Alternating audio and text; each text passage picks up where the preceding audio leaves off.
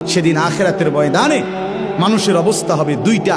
কিছু মানুষের চেহারা থাকবে পূর্ণিমার চাঁদের মতো উজ্জ্বল, ইলা রব্বিহা নাযিরা, আর সেই মানুষগুলো সরাসরি আল্লাহ তাআলার দিদার, আল্লাহ তাআলাকে সচক্ষে দেখতে থাকবে।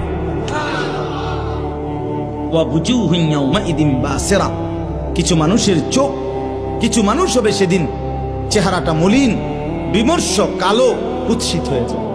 তাযুন্নু আন ইউফআলা বিহা ফাকিরা, আল্লাহ বলে সেদিন ওই নাফরমান মানুষগুলো বুঝে নিবে আজকে হাসরের মাঠে আল্লাহর আযাব তার কোমর হাড্ডি ভাঙিয়া ফেলবে। এই আয়াতে আল্লাহ বলবে, ফেরেশতা একটা তোরে একটা বাড়ির লগে তোর কোমরের হাড্ডি পাঁজর ভেঙে যাবে। ফাকিরা শব্দের অর্থ কোমরের হাড্ডি। আর নবীজি বলছে কবরে মাটি নাফরমানের এইভাবে দুই দিক থেকে মাটি চাপ দিবে, তাখতালিফা আদলাউহু, ডান পাশের হাড্ডি পাঁজর ভাঙ্গা চুরচুর হয়ে বাম দিকে চলে যাবে, বাম দিকের হাড্ডি ভাঙ্গা ডান দিকে চলে আসবে। এই যে আইনুফআলা বিহা ফাকিরা, আল্লাহ বলে প্রতিটা নাফরমান হাসরের ময়দানে বুঝে ফেলবে, হায় আল্লাহর আযাব আজকে আমার কোমরের হাড্ডি ভাঙ্গা ফেলবে।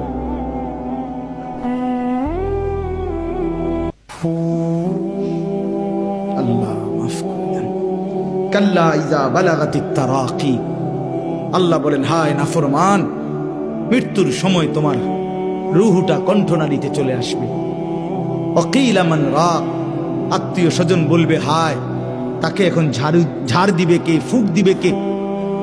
ডাকো ওজা ডাকো, বৈদ্য ডাকো, কবিরাজ ডাকো, ডাক্তার ডাকো। ওয়াযান্না আন্নাহুল ফিরাক, আল্লাহ বলে কিন্তু সে বুঝে ফেলবে আজ তাকে সত্যি সত্যি দুনিয়া থেকে চলেই যেতে হবে।